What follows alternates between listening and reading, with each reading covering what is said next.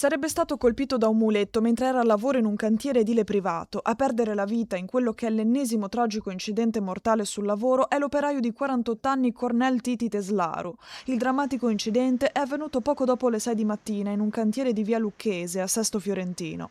Originario della Romania, il 48enne viveva in via Serato a San Martino di Lupari, nell'Alta Padovana, dove lascia la moglie e 2 figli piccoli.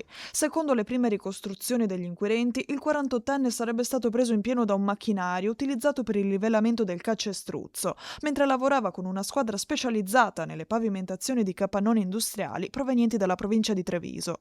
I soccorsi sono stati immediati. Teslaro è stato trasferito d'urgenza in ospedale, ma è morto durante il trasporto in ambulanza a causa delle gravi ferite riportate nell'incidente. Sul posto sono intervenuti anche la polizia e i tecnici dello Spisal, impegnati negli accertamenti per ricostruire la dinamica dell'accaduto e verificare il rispetto delle norme di sicurezza.